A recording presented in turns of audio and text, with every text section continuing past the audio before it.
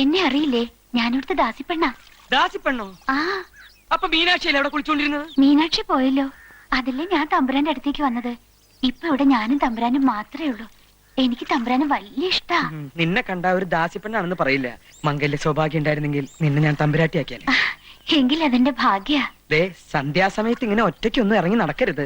ഇവിടെ സർവത്ര കുഴപ്പങ്ങളാ. എനിക്ക് പേടിയൊന്നുമില്ല. പേടിക്കണം. ദുരാത്മാക്കള് പലതും അലഞ്ഞു നടക്കണ സ്ഥലാ ഇത്. മരണത്തെ പേടിച്ചേ പറ്റൂ. മരണത്തെ എനിക്ക് പേടിയില്ലല്ലോ. അതെന്താ? ഒത്തിരി വർഷങ്ങൾക്ക് മുൻപ് ഞാനൊന്ന് മരിച്ചതാ. എന്താ പറഞ്ഞേ? തമ്പുരാൻ എന്ന് കുഞ്ഞാ, ഓർമ്മ കാണില്ല. എല്ലാവരും കൂടി ഒരിക്കൽ എന്നെ ജീവനോട് ചിതയിൽ വെച്ച് കൊന്നതാ.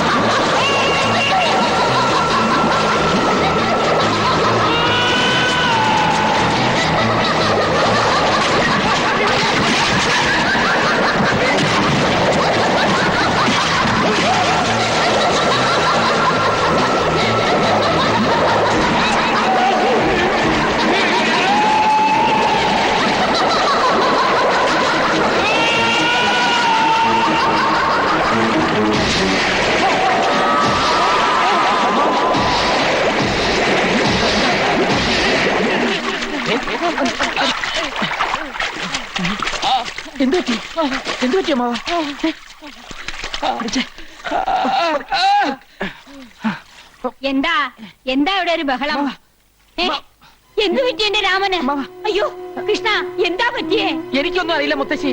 ഞാൻ കുളി കഴിഞ്ഞ് നേരത്തെ പോയി. പക്ഷെ അമ്മാവൻ കുളിക്കുമ്പോ തൊട്ടപ്പുറത്ത് നിന്ന് ദാസി പെണ്ണുങ്ങൾ കുളിക്കുന്നുണ്ടായിരുന്നു. ഇനി ദുർബല നിമിഷത്തിലെ ബ്രഹ്മചര്യം വല്ലതും. ചതിച്ചോ ഭഗവതി? പണിക്കരെ, ഉടനെ മേപ്പാടുന്ന വരുത്തി.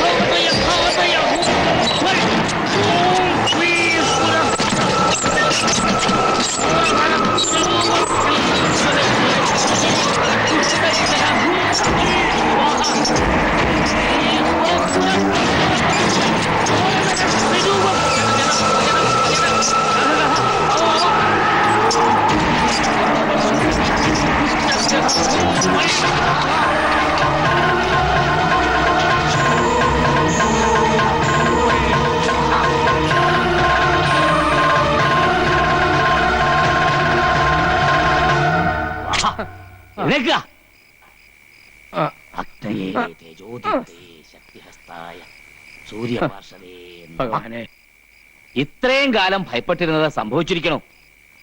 ആവാഹിച്ച് ബന്ധനസ്ഥയാക്കിയ ദുരാത്മാവ് എങ്ങനെയോ രക്ഷപ്പെട്ടിരിക്കണു. വരുന്ന വഴിക്ക് നോമുള്ള സാന്നിധ്യം മനസ്സിലാക്കിയിരിക്കണു. ഇതെങ്ങനെയാ സംഭവിച്ചത്? ഇവിടെ ആരെങ്കിലും ബ്രഹ്മചര്യം ലംഘിച്ചോ? പ്രധാനുഷ്ഠാനങ്ങൾക്ക് വിഘ്നം വരുത്തിയോ? കണ്ടില്ലേ, ജപിച്ചു കെട്ടി ഏലസ് പോലും നഷ്ടപ്പെടുത്തിയിരിക്കണു. കൈയിങ്ങട് നീട്ടുക. ജീവൻ തിരിച്ചു കിട്ടിയത് ഏതോ മഹാഭാഗ്യമെന്ന് കരുതിയാ മതി. ഈ കുടുംബത്തിനെ ആപത്തിൽ നിന്ന് രക്ഷിക്കാൻ മേപ്പാടിനെ പറ്റൂ. തമ്പുരാട്ടിക്കറിയില്ലേ, അവളത്ര നിസ്സാരക്കാരിയല്ല.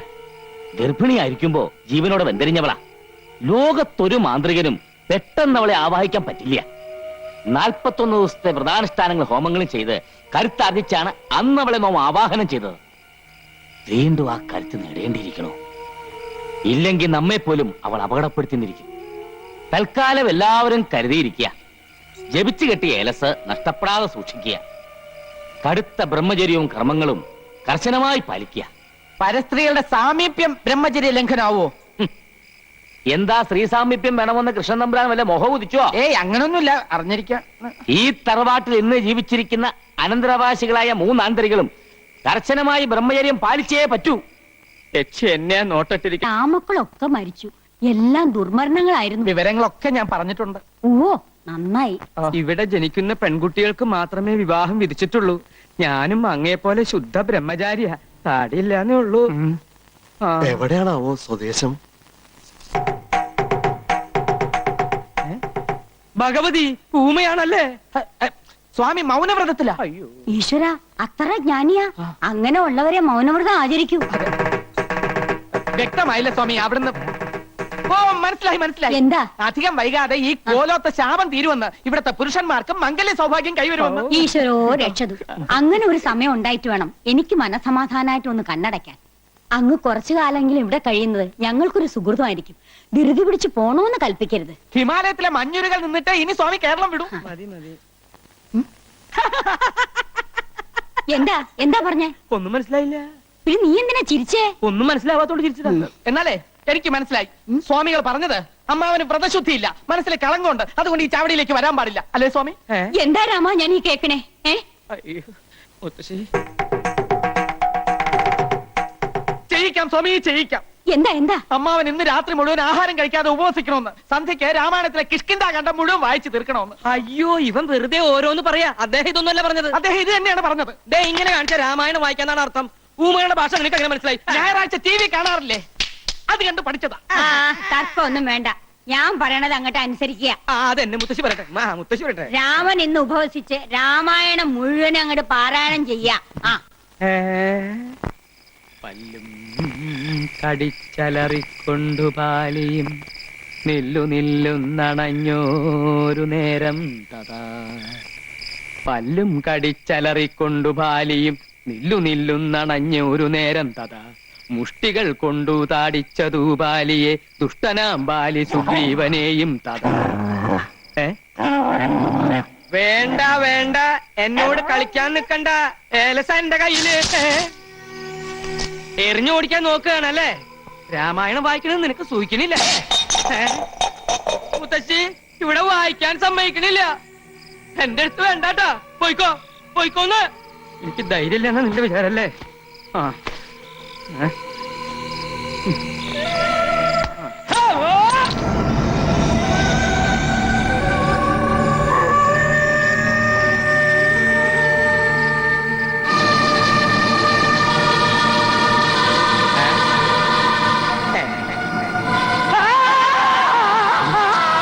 അയ്യേ, ഇത് ഞാനാണ് മാവ.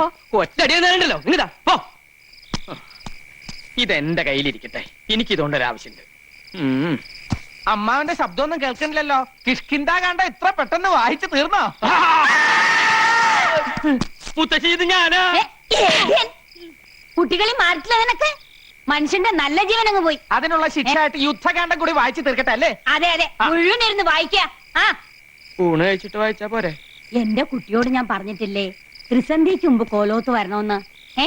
ഇവിടെ എന്തൊക്കെയാ നടക്കണെന്ന് അറിയോ നിനക്ക്? എന്റെ മുത്തശ്ശി ഇവിടെ ഉള്ളപ്പോ എനിക്ക് ഒന്നും സംഭവിക്കില്ല. എന്റെ കുട്ടി ആഹാരം കഴിച്ച് കിടന്നോളൂ, സമയം ഏറെയായി. അത് ശരിയാ. ചെന്നിരുന്ന് വായിക്കടാ. പല്ലും കടിച്ചലറിക്കൊണ്ടു ബാലിയും നില്ലു നില്ലെന്നണഞ്ഞൊരു നേരം തഥാ.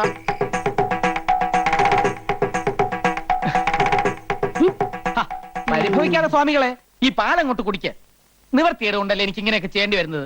എല്ലാറ്റിനും എന്നെങ്കിലും ഒരു പരിഹാരം ഉണ്ടാവും. താൻ വിഷമിക്കണ്ട. താടിയും മുടിയും വെച്ച് കെട്ടി ഇങ്ങനെ ഫാൻസി ഡ്രസ് കളിക്കാനേ ഇനി എന്നെ കിട്ടുവേല കേട്ടാ. കൊച്ചു ത്രേസ്യ ആരെങ്കിലും കാണും. കാണട്ടെ, എല്ലാരും അറിയട്ടെന്നു. ഇങ്ങനെയുണ്ടോ മനുഷ്യന്മാര്? വലിയ തമ്പുരാക്കന്മാരാണെങ്കിലുമേ ഒന്നിനും നെറിയില്ല. നീ കൊച്ചു ത്രേസ്യക്ക് മനസ്സിലായി കേട്ടാ. അല്ലേ പിന്നെ കെട്ടിക്കൊണ്ടു വന്ന പെണ്ണിനെ ആരെങ്കിലും ഇങ്ങനെ സ്വാമിയായിട്ട് ഇരുത്തുവാന്ന്. നീ കൂടുതലൊന്നും പറയണ്ട. കടപ്പുറത്ത് തേങ്ങ ഇടിക്കാൻ വന്ന എന്റെ അടുത്ത് 1ഉം 2ഉം കൊച്ചു വർത്തമാനം പറഞ്ഞ് നീ അടുത്ത് കൂടിയപ്പോ ഞാനും ഏതാണ്ടൊക്കെ പറഞ്ഞു പോയി. ഏതാണ്ടൊക്കെ പറഞ്ഞെന്നാ പറഞ്ഞത്? കൃത്യമായിട്ട് എനിക്കങ്ങോട്ട് ഓർമ്മയുണ്ട് കേട്ടാ. കൊച്ചു ത്രേസ്യയെ ഐ ലവ് യു എന്നാ നിങ്ങ പറഞ്ഞത്. ഈ ഐ ലവ് യു എന്ന് പറഞ്ഞാൽ ഉടനെ കെട്ടിക്കോണോന്നാണെങ്കിൽ കേരളത്തിലെ എല്ലാ ആണുങ്ങൾക്കും 10ഉം 15ഉം ഭാര്യമാര് കണ്ടേനെ. ഇനി ഇഷ്ടപ്പെട്ടു ഒന്ന് എന്നെ ഇരിക്കട്ടെ. എന്ത് അപരാധം ചെയ്തിട്ടാ നിന്റെ അപ്പം വർക്കി എന്നെ ഓടിച്ചിട്ട് പിടിച്ച് രജിസ്റ്റർ ഓഫീസിൽ കൊണ്ടുപോയി എന്നെ കെട്ടിച്ചത്? ഞാൻ ബ്രഹ്മചാരിയായി കഴിയേണ്ടവനാണെന്ന് അങ്ങയുടെ കാല് പിടിച്ച് പറഞ്ഞതാ. അന്നേരം ആ കാല് കൊണ്ട് തന്നെ അങ്ങനെ എന്റെ മുഖത്ത് തൊഴിച്ചു. എന്നിട്ട് എന്നെ ഭീഷണിപ്പെടുത്തി നിന്നെ ഇങ്ങോട്ട് കൊണ്ടുവരികയും ചെയ്തു. കഴിഞ്ഞതൊക്കെ കഴിഞ്ഞ് ഇനി നമുക്ക് എല്ലാം അങ്ങോട്ട് മറക്കാം. തിരുമേനി എല്ലാം ഞാൻ മറക്കാം, എന്റെ ബ്രഹ്മചര്യ ഒഴിച്ച്. കൊച്ചു ത്രേസ്യേ, എനിക്ക് എന്റെ ജീവനിൽ കൊതിയുണ്ട്. നമ്മുടെ രഹസ്യ വിവാഹം കഴിഞ്ഞെങ്കിലും മേപ്പാടം കൽപ്പിക്കുന്നത് വരെ ഞാൻ സ്ത്രീ സുഖം അനുഭവിക്കുന്ന പ്രശ്നമേ ഇല്ല. അയ്യോ അങ്ങനെ പറയല്ലേ, തമ്പുരാൻ അറിയാവാ ഇന്ന് നമ്മുടെ ആദ്യ രാത്രിയാണ്. എന്റെ കാളരാത്രി അന്ന് കടാപ്പുറത്ത് വെച്ച് ആദ്യമായി തമ്പുരാൻ എന്നെ ഇഷ്ടമാണെന്ന് പറഞ്ഞ ദിവസം ഓർമ്മയുണ്ടാ? ദുർദിനങ്ങൾ ഞാൻ ഓർമ്മിക്കാറില്ല. എനിക്ക് നല്ല ഓർമ്മയുണ്ട്. അന്ന് അയലയും മത്തിയും ചാകര വന്ന ദിവസിയാണ്. ആ സന്ധ്യക്ക് കടാപ്പുറത്ത് വെച്ച് തമ്പുരാൻ എന്നെ നോക്കി പറഞ്ഞു, കൊച്ചുദ്രേസ്യ സുന്ദരിയാണ്. കളിയാക്കിയാലും മനസ്സിലാകാത്ത പെണ്ണ്. ഒരു കാര്യം ഞാൻ പറഞ്ഞേക്കാം, ഞാൻ ജീവനോടെ ഇരിക്കുന്നത് കാണണമെന്നുണ്ടെങ്കിൽ ശൃംഗരിക്കാൻ വരാതെ മര്യാദയ്ക്ക് അടങ്ങി ഒതുങ്ങി ഇവിടെ കഴിഞ്ഞോണം. സമനില തെറ്റി ഞാൻ വല്ലതും ചെയ്തു പോയാൽ പാലമരത്തിന്റെ ചോട്ടിൽ നിന്ന് പിറ്റേന്ന് നീ തന്നെ എന്റെ എല്ലും മുടിയും പറക്കേണ്ടി വരും. അപ്പൊ ജീവിതകാലം മൊത്തം എന്നെ ഇങ്ങനെ സ്വാമി വേഷം കെട്ടിച്ചിരുത്താനാണ് ഇങ്ങോട്ട് കെട്ടിയെടുത്തോണ്ട് വന്നത്. മേപ്പാടം കൽപ്പിക്കുന്നത് വരെ. മേപ്പാടൻ ആരുവാ? എന്ത് പറഞ്ഞാലും തന്റെ ഒരു മേപ്പാടൻ. അവിടെ നിൽക്കാം, നിൽക്കാം.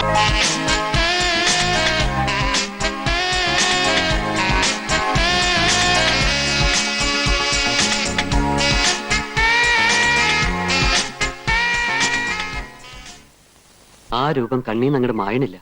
വല്ലാതെ മനസ്സിലേക്ക് തറഞ്ഞു കയറിയ പോലെ. ആ അങ്ങനെ വരട്ടെ. ഈ അസുഖത്തിനെയാ പ്രേമം പ്രേമം എന്ന് പറയുന്നത്. എടാ ബ്രഹ്മചാരി, നീ ഇങ്ങനെ സ്വപ്നം കണ്ടു കിടന്നിട്ട് വല്ല കാര്യമുണ്ടോ? ഈ പെണ്ണും പിടക്കോഴി എന്നൊക്കെ പറഞ്ഞ ബ്രഹ്മചാരികൾക്ക് പറഞ്ഞിട്ടില്ലല്ല. ജീവിതകാലം മുഴുവൻ ബ്രഹ്മചാരിയെ കഴിഞ്ഞോളാമെന്ന് ഞാൻ ആർക്കും വാക്കൊന്നും കൊടുത്തിട്ടില്ല. അങ്ങനെ ഉയരട്ടെ കാമുകന്റെ കരുത്താർന്ന ശബ്ദം. അതിരിക്കട്ടെ, ഈ കക്ഷി എവിടെയുള്ളതാ? ഏതാ എവിടുന്ന ഒന്നും ചോദിക്കാൻ പറ്റില്ല. എവിടുന്നോ വന്ന് എവിടേക്കോ മറിഞ്ഞുപോയ സുഖകരമായ ഒരു സ്വപ്നം.